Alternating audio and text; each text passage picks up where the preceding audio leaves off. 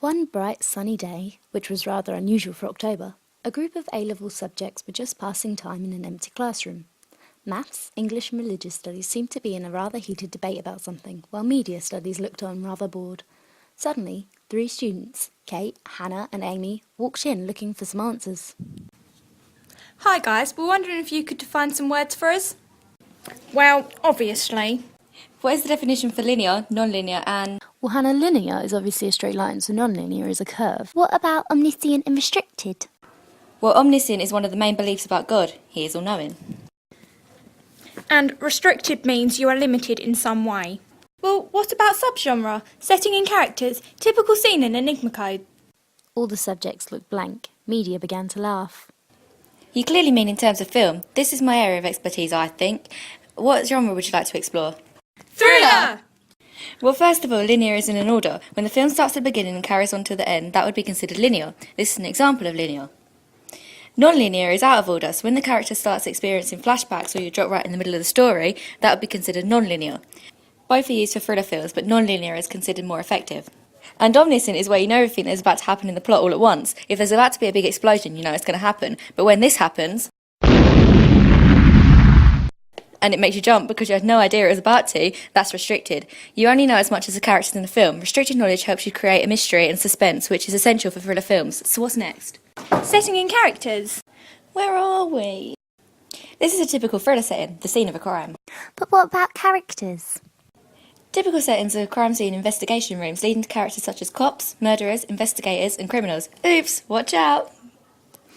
Did either of you three commit this crime? We have proof that ties you to the murder. What? Huh? A great example of a typical scene in a thriller film, the interrogation. This is usually for crime thrillers, which brings us nicely to subgenres. I'll show you a clip of 6 different thriller films, and you need to tell me what subgenre you would put them under, okay? What's your name? Kenneth James. Will you give yourself to this program? Yes, sir. There is nothing that you wouldn't do for this country. You have the strength to do what's necessary. How is he? He's cramped. Oh, that has healed well. What do you think that we do out there, Doc? Jason Bourne. A conspiracy thriller. So that would suggest the typical plot of a conspiracy thriller is... A powerful organisation built upon lies and secrets that is brought to justice by the end of the film and brought down. These secrets of the organisation are usually stumbled upon by an unsuspecting journalist or amateur investigator.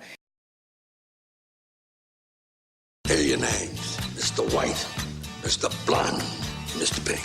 Why am I Mr. Pink? Who cares what your name is? Yeah, that's easy for you to say. You're Mr. White. You have a cool-sounding name.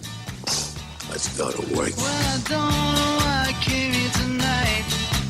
I got the feeling that something ain't right. What happens if the manager won't give you the diamonds? Cut off one of his fingers. The little one. I feel scared in case I fall out of the chair. And I'm wondering how I'll get... A crime thriller? So how is that different to a typical crime film? There is more mystery. It usually starts so that you're following the investigation and trying to solve it before the police force or hiding out with the criminals. You are more involved in the storyline.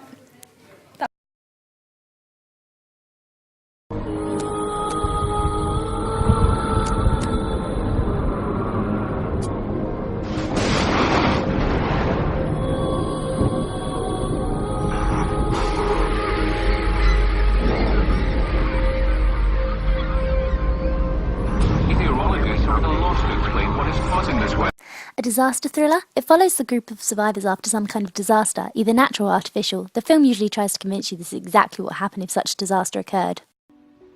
Mommy, did you make that plane? Yeah, it's brand new. It's got 2 stories. There are 7 galleys. It's crew quarters. It's the biggest. There are 26. Yeah, here we go. Wake up. We'll be in New York. Daddy too? Yeah. Daddy too.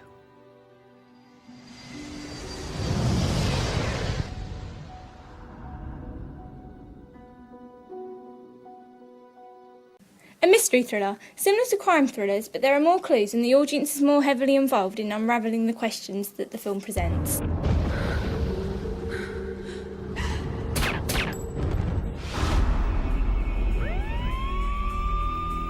Coffee's free for friends of the press. I heard a young woman was murdered. Who told you that?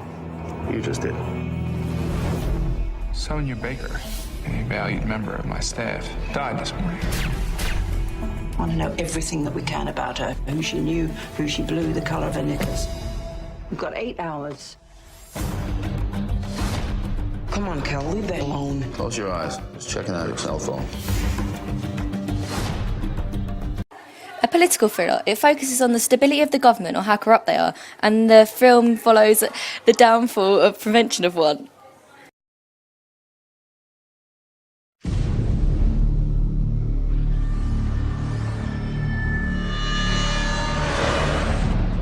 Remember when we were kids and I used to have those blackouts?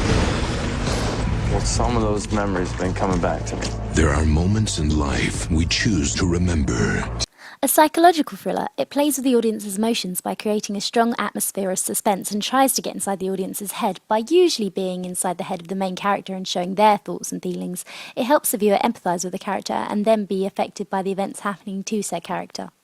So that's it, well done. But wait, what about enigma codes? Can't you guess? What did all those clips have in common? Well... How did they all make you think? By making you ask questions about the film and not give the answers straight away. Exactly, so the enigma code of a thriller is the question that the film makes you ask. And so, Hannah, Aimee and Kate all learnt a valuable lesson that day. Yes, not to listen to those other subjects. So they went off, their heads full of knowledge, and continued their day.